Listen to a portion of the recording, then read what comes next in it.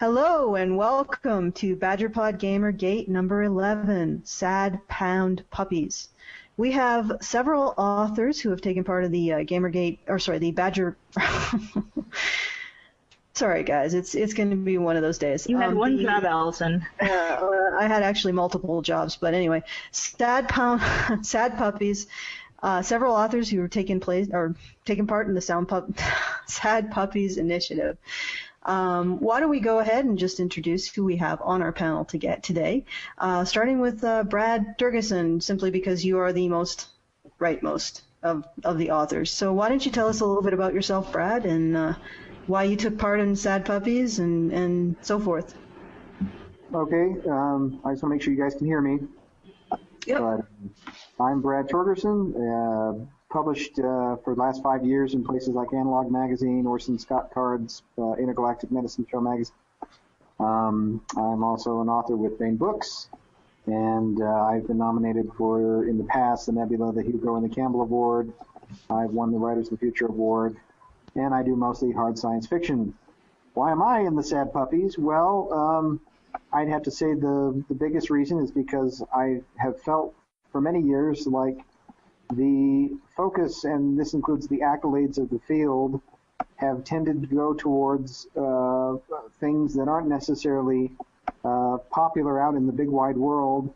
And the deeper I got into this field as a published author, the more disturbed I was by the fact that there was a huge gulf between what they were saying was worthy or important versus what people were actually enjoying. And I was talking to way too many fans who kept saying the same thing over and over. They kept saying, you know, I used to read science fiction and fantasy, but I've kind of dropped away from it because I got tired of what I was reading. It wasn't like what I used to like. And I think the Hugo Awards especially tend to be a bit broken because so often the Hugos go to books and stories that, you know, from a taste standpoint, or at least from a literary academic standpoint, are perfectly good.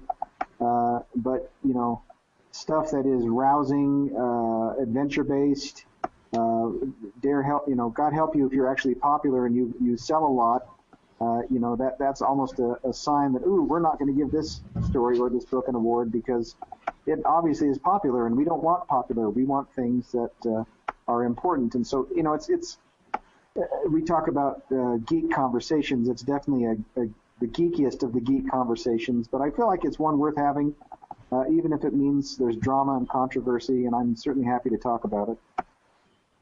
Well, it's great, and we're great to have you on this stream talking about it. So I'm just going to move along for time's sake. Let's go to Mike Williamson. Mike, tell us a bit about yourself and why you got involved in Sad Puppies. Well, for background, I'm British by birth, grew up there and in Canada, moved to the U.S., enlisted in the Air Force before I became a citizen, served in active duty Air Force, Army Guard, Army Guard again, Air Guard again. Never could make up my mind. I started getting published on some technical essays and political stuff in the late 90s. Sold my first novel in 2002. Most of my stuff's with Baen, but I've done contemporary fiction for HarperCollins. I was nominated for the Compton Crook Award, the Prometheus Award. Actually, I was finalist for both, but didn't win. And now Hugo. It's hilarious because I get called every name in the book pretty much every week. People will call me a liberal, they'll call me a right-winger, they'll call me a homophobe, they'll call me a gay apologist. I have a take no prisoners political attitude about humor, and there's always somebody's oxes being gored, and you know that makes me the worst person in the world. But it wasn't until I got slated as a Hugo finalist that I found out what a horrible, racist person I am who probably waterboards puppies. So let's go to Sarah Hoyt. I'm probably mispronouncing your last name, Hoyt. Hoyt? No, it's perfectly normal. It's Hoyt. It's my husband's name. Okay. I discovered through all this that I'm a straight white male, which was a bit of a shock. I haven't had the courage to tell my husband he's gay yet. But I thought I was female and born and raised in Portugal. And I came here 30 years ago. It seems like yesterday. And I've written 23 novels for 3 different publishing houses in science fiction, fantasy, mystery, and historical fiction. Right now I work only for Bayan and Indie because it's not worth the stress. I've also been published by Analog and Asimov's and most of the magazines in the field and a bunch of anthologies. As for Sad Puppies, I'm in it because I agree with the guys. In fact, being older, I think I identified the problem before anyone but Mike, because Mike is suspicious. But, and I've never called Mike anything except mad, and he calls himself that. Also, please don't blend kitties, because my cat's giving me a really odd look. We don't actually we don't actually do kitten smoothies. I know. It's just what we get tarred with a similar brush as I guess gender apostates, you might say. Yes. We look at men's vulnerabilities and how women actually aren't victims of every single thing. So we tend to get hit with a lot of different slurs. So we just make fun of them a little bit. I sometimes sub for Instapundit, and as you know, he makes puppy smoothies, so that's okay. Yeah. All right. Okay, so why don't we get a little bit of a history of Sad Puppies? And I know we got some from John Wright last week, but let's reorientate the audience again to what this is about. Does anybody, Brad, would you like to take that? Okay. Yeah. So, go ahead. In brief, Sad Puppies began as a tongue-in-cheek joke that Larry Correia was doing 2 years ago. And the basis of the joke was every time a tedious, message-driven, literary niche story about depression and ennui and, basically anytime you had a story like that winning an award, it made puppies sad. And so please do your part to fight puppy sadness. It was basically Larry kind of poking a thumb. Now, Larry prides himself, he calls himself, a pulp writer. He's proud of the fact that he writes rip-roaring, a very action-oriented fiction, and he's very, very popular and has done very well with it. And he makes no bones about the fact that he's tired of the snobs who look down their noses at him. So that's kind of how Sad Puppies started. Last year, though, we got more ambitious with it. We decided, okay, well, we're getting some attention with this thing. Let's actually try to make an impact. And so the idea was, let's actually do a formal slate. We're not going to do some little sneaky, quiet thing like everybody else has been doing in the Hugo Awards forever and ever. And also at the Nebulas, same thing. It's all sneaky, backdoor, behind the curtain. We thought, nope, we're going to be transparent. We're going to do it out in the open. So that's exactly what we did. And it was a limited slate. There was only a few people to participate. I chose to put myself on there just because I'd been on the Hugo ballot before. I didn't want people to think that, oh, well, this is just Larry doing it for himself or his own ego. I thought, no, let's try and put some people who have been on there before so that we can kind of say, hey, this is work that's already kind of proven, or at least the authors who are participating.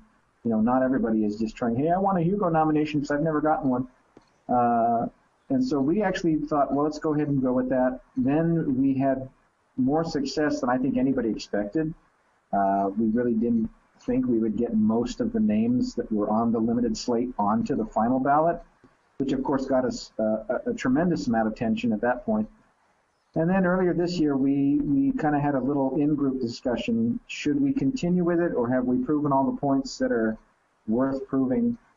And this is, Mike was involved in that, and so was Sarah and myself and Larry and a few others. And ultimately, the group decision was, yeah, let's go for it. But the question arose, who's going to front it? Since Larry had carried it 2 years in a row, I said, you know what, even though it's going to get me some grief, I think I can do that. So I volunteered to take it for this year. But one thing I wanted to do different with it specifically was I wanted to make the slate even broader. And I really wanted to try to put some works and some authors on there and some editors who I felt had been done wrong in the past. People who were very, very good at what they did and had been, doing a lot of good work for a long time, but just always fell into the blind spots. And I also wanted to try to put some new authors on there, who I felt were perfectly deserving but might struggle otherwise to find the necessary recognition, and so on and so forth. Again, all with an eye towards doing things and doing people that I thought would be less literary/academic oriented and more popular oriented, or I should say orientated maybe. And that was the basis of the Sad Puppies. And of course, everybody knows about all the giant, massive tempest in a thimble at this point. So I won't belabor all that. But really, that's the genesis of the project.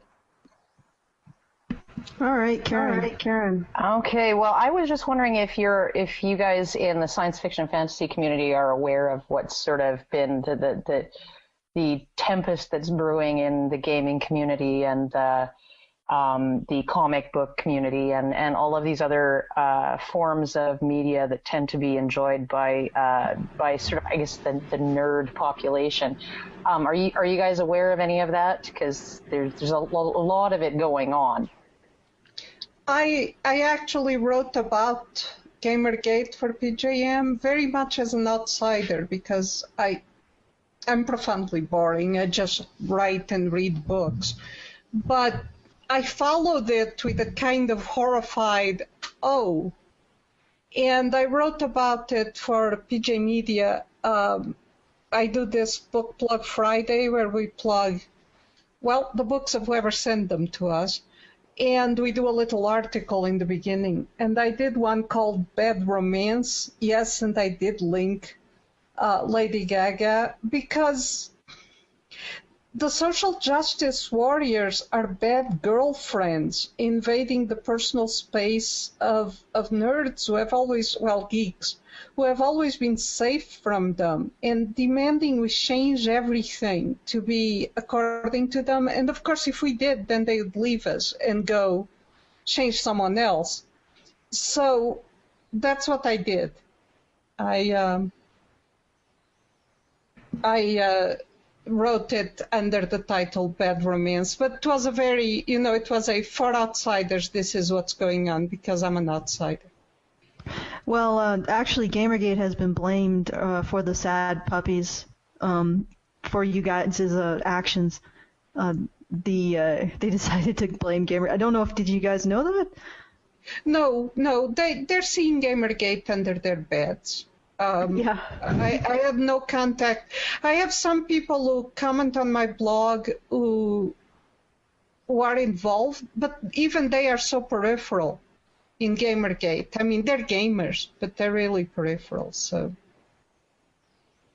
Well, I remember I've been hearing lately about the slate is all right-wing conservative males, and of course, a lot of them aren't male. A lot of them aren't conservative, right-wing, whatever. A lot of them aren't heterosexual. A couple of us are immigrants, people from a variety of ethnicities. And I tell people I am a complete failure of a right-winger. I supported gays in the military in the 80s when I was active duty. I knew a young man who just enlisted, and officially I was supposed to report him since he admitted to me that he was gay. I just told him, keep your head down and don't be visible. I've supported marriage equality. I'm pro-free speech. I'm pretty much I'm agnostic. I'm pretty much the opposite of the textbook right-wing conservative. I think the reason Gamergate got invoked, and it was to me it was a very clumsy attempt to swat all of this because on the opposite side of the aisle from where Sad Puppy sits in the literary science fiction community, and I'm assuming this is true in virtually all of the entertainment arts at this point, there are people who make a big fat deal about, well, we're the diversity people, but it's a skin deep diversity. What they're seeking really is a kind of enforced ideological monoculture with skin deep diversity. And then Sad Puppies comes along and says, we think that's crap. We don't care what people look like. We don't care what their sexuality is. We don't care about gender. We just want to try to make the awards more representative of what science fiction and fantasy actually are, to include popular authors, to include all kinds of different works and authors that might fall into the blind spots. And immediately the people who are the purists, who are like, no, we want the Hugos to be a niche thing that's very contained and properly controlled. That's the worst thing ever, so we're going to bring in and invoke Gamergate, because we know on our side of the aisle, that's how you win. Because on our side of the aisle, Gamergate is code for evil, racist, sexist, misogynist, women haters, gay haters. If there's a hater under the sun, their side thinks that's what Gamergate means. And to many people on that side, that's exactly what Gamergate means. Now, I myself, I got to admit it, I feel old. My video games are all 10 to 15 years old. I watch my daughter play the new games, and Gamergate was something that was kind of peripheral to me, that I was trying to understand for many, many months, because everybody in the freaking world had an opinion about what it was, but nobody seemed to really know. And frankly, the Sad Puppies argument has gone exactly in the same direction. I see dozens of links, or I should say I've seen dozens of links pop up because everyone's linking back to my blog, and everybody has an opinion about Sad Puppies, but nobody seems to really understand what it's about. It's just an excuse for them to spout off about their own hobby horses and their own complaints against white guys and hetero guys, and oh my gosh, the conservatives always ruin everything. Why can't we get rid of them? Blah blah blah. What we found in Gamergate was that the people who are sort of extremely prominent in games journalism, so doing reviews and writing news on what's new in the gaming world, what's new in the industry, and the whole bit, they were all sort of these skin deep diversity players. A lot of them come from their trust fund kids. A lot of them. I mean, I think it's almost mandatory if you're going to go to school to become a journalist, that you have a trust fund, because you're not going to make a whole lot of money. And in general these days, as a young person coming up in it. And so you sort of, you look at this group of people that does want diversity on the surface, but like a strict conformity of thought.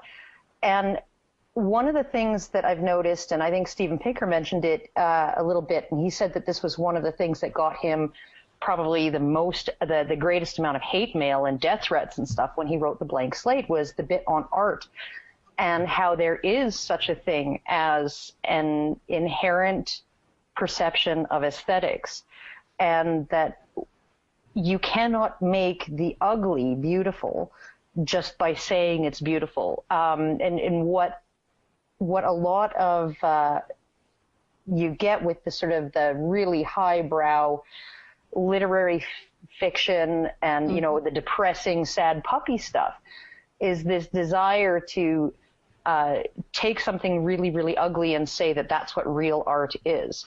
Really unpleasant, dark, nasty, awful, nothing joyful about it, not even the end. It's a sad ending for everybody. There's this elitism there, and this, I think, is why they really frown on anybody who's popular. They frown on anybody who doesn't pander to that in their writing and their work.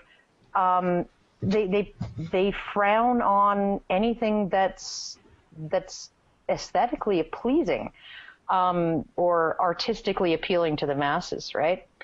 So, okay, Karen, I'm going to just step in here because let's get Brad and actually, why don't we prioritize Mike, because Mike only has a few minutes left before I believe he has to go take care of his 10-month-old daughter. So why don't we get in there and give your thoughts on that, on what that long stream of thought that Karen gave us. Thank you, Karen. Actually, I've got to pick up my son from track practice at school because I've been the primary parent for my other kids for 17 years, because I'm so traditional that way. I keep hearing, these people want to stifle diversity. And as I keep throwing back at these people, if you look at the photos of the last several years of Hugo winners, it has the diversity of a mayo and cream cheese sandwich on white bread. You cannot possibly look at that photo and go, wow, there's diversity there. Well, they did allow a couple of Mormons in. That's their diversity. The book I've got coming out, actually, the electronic format on Thursday and print next month.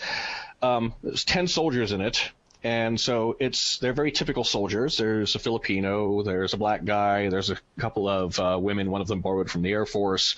There's the Filipinos borrowed from the Navy, couple white guys, some of the religious, one's an atheist, because if you go into an Army unit, that's what it looks like. They are diverse, and you do have to get along with each other and deal with the butt hurt.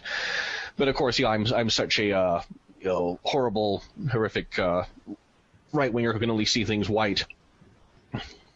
How many different media outlets ended up smearing you guys? As have you gotten the label hate group yet? At least 4. Entertainment Weekly was the fun year because of their multiple revisions. That ended up with basically one line, although they had more. But they could have summarized it in one line. The Yugos are controversial. I think, well done, guys.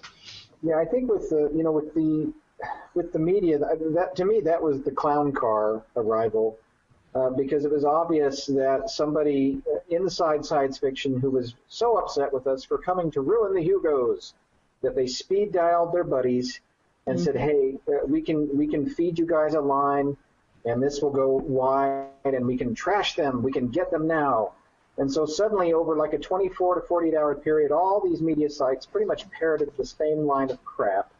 And it was easily debunked. I mean, if the original Entertainment Weekly article if the person doing that had spent 30 seconds checking it, they would have realized it's garbage. But they didn't. They ran with it. They got egg on their faces. They totally fell for it. But that didn't really matter because, again, it's all about the narrative. It's all about spreading the narrative. They think if you can spread the narrative enough, then that will become the truth, and the actual facts don't matter. My daughter's 17. She grew up going to conventions. Her first convention was 12 days old, my older daughter. She ran my booth at the Comic-Con here, does dozens of events a year. She knew the Hugos existed, but not precisely what they were. And that's, most people in so-called nerd culture don't know what they are. So why is this international news on major media? What is it to them? This is like some local civic award. Why is it suddenly international news? It's because it's misogyny. My friend Dave Freer pointed that out on our group blog, Mad Genius Club, today. He said, this involves what, less than 5,000 people? You'd have trouble making a city paper, much less international media. So yeah, someone had them on speed dial. All right. Well, I'm going to pull Mike on here to give his some final thoughts, and because he's got to get going. So Mike, you have the floor. Well, I'm actually glad to see that this year the slate does have diversity rather than simply a token claim of it. I mean, and the thing is with this promotion, a lot of the old timers are upset with how this promotion ruins the purity of the awards. But when the Hugo started, everyone in fandom and in science fiction literature knew everybody. And if you went to the bookstore, every new title was on the shelves and you could keep up with it. These days, there's hundreds of titles a month. Brad asked if I'd like some promotion. I said, sure. Found out I got nominated, which was a huge surprise. And people actually, that was my self-pub, people had actually logged onto Amazon and bought it. I mean, my sales rank went right back up into the top 10 for political humor. So lots of people bought the book and presumably liked it. So they were actually reading and paying attention. The two scientific articles that are in related work are by friends of mine, and I didn't know those works existed. I just can't keep track of everything. Ted Roberts' article on how the scientific process works should be required reading, because there's so many people who've somehow gotten out of school and don't understand the difference between a hypothesis, a theory, an idea, a conclusion. And then Ken Burnside, who's part native and legally blind, he runs Ad Astra Games, did a physics article on how physics applies to space travel, which is also very relevant to sci-fi.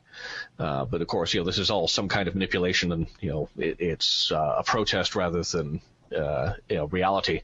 But I would encourage anyone to look at everything that's on the ballot, try and read it. I mean, if it's not your taste, it's not your taste. But look at all the options and vote based on their merit. If you really think that nothing that's on the ballot is worthy, then don't vote for it.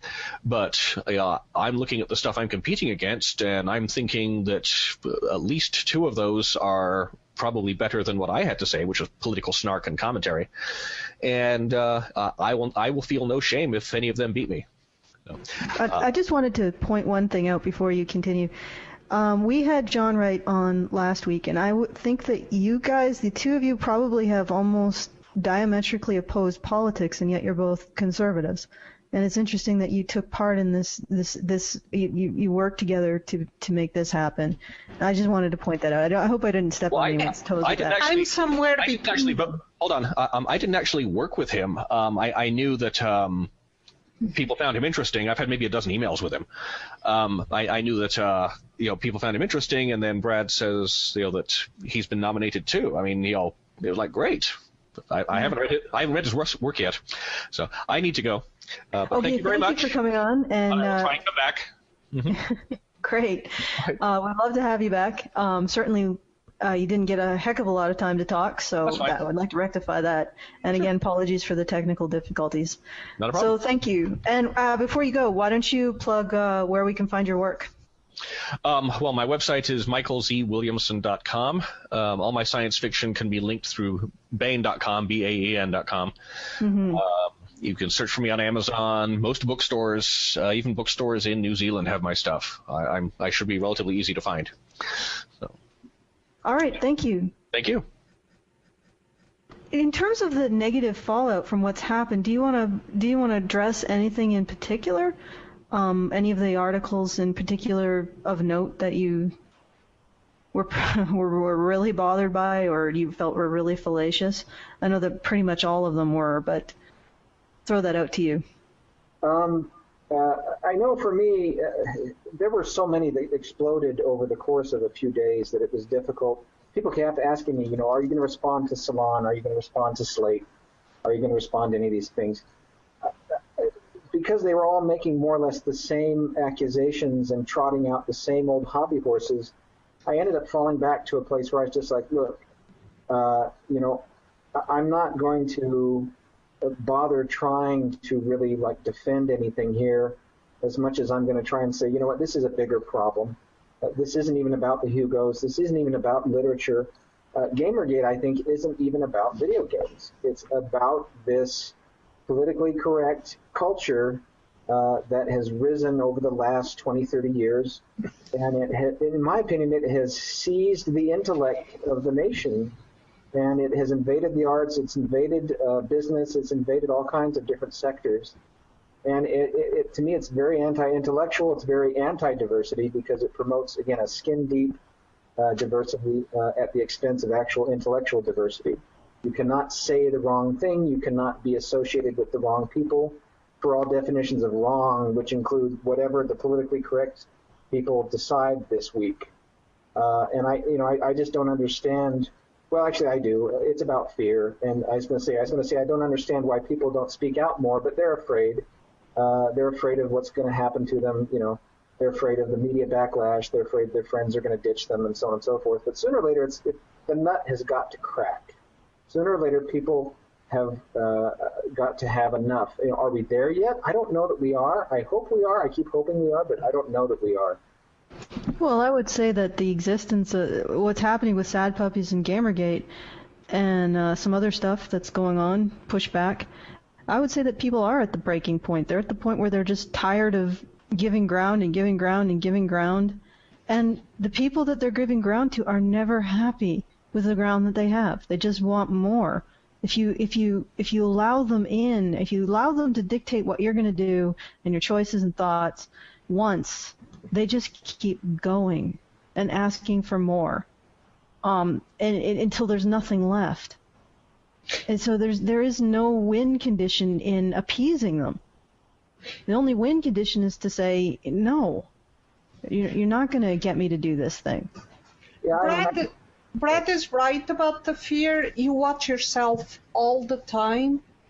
And to the extent, that I'm helping in this, and I'm, it bent my life out of shape for the last week.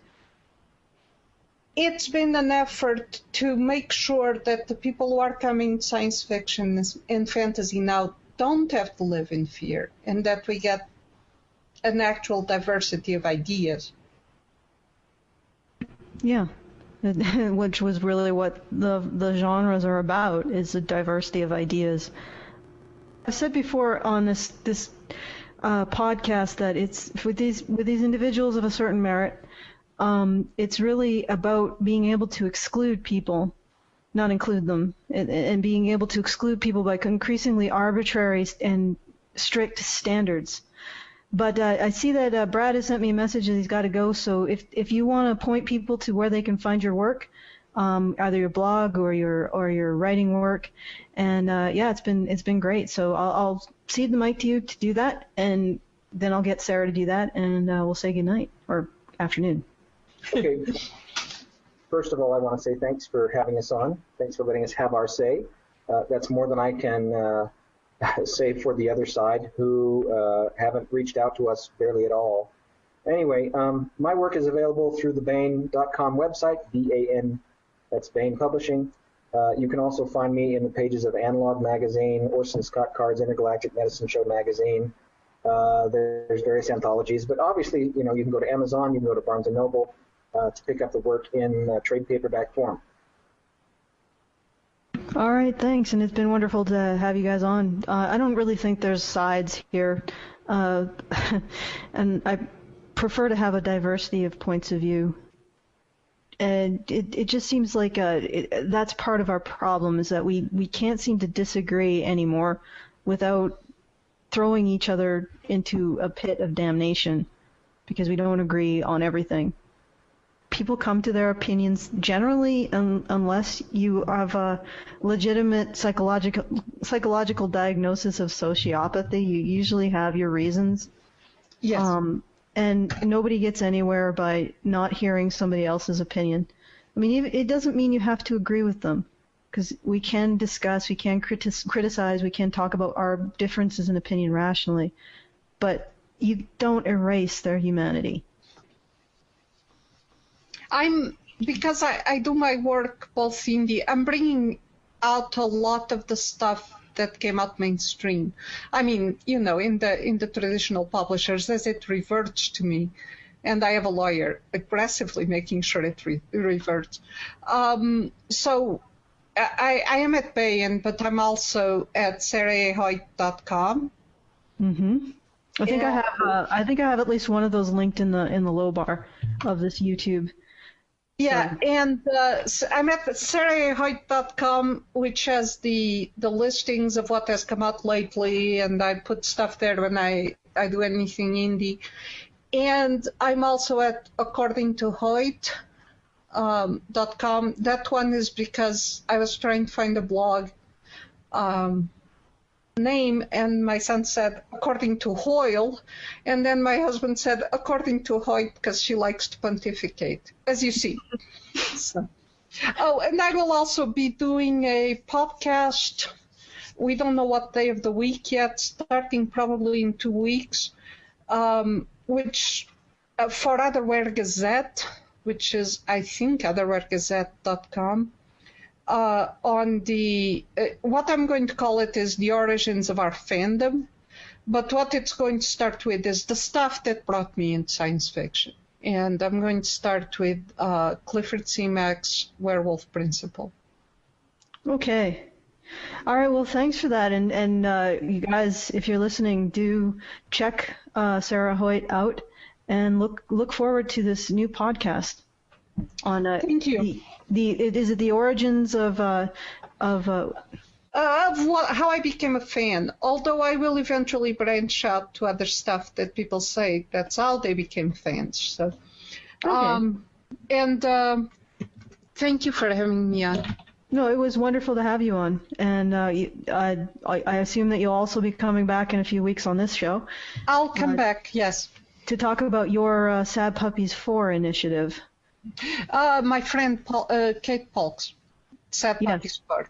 Yes, Yeah. and she'll be on, and it will be a battle of the accents because she has an Australian accent. Well, we love our accents on this show, so we have people from all over the world that sort of contribute. Mike has British, and I believe we have last show we had a drunken Scot on. That was hard, let me tell you. I think I got one word out of every 4 when he was talking. But yeah, thank you for coming on, and we look forward to having you on again. Okay. And yeah, have a good afternoon, and we'll move into doing some show business. After, did you have a final word? Oh, okay, she's gone. Thanks again, Sarah Hoyt, and thank you for taking part of the Sad Puppies initiative to push back against social justice warriorism in the fandoms that I love, because that was part of the reason why I sort of gave up on trying to get published. Just the knowledge that my politics are they're pretty out there. I think they're even more out there than the conservatives. So it's like, good luck. If you enjoyed the contents of this podcast, please consider supporting our show. You can become our patron at www.patreon.com/honeybadgerradio. This show is made possible by the contributions of listeners such as yourself. Thank you for your donation.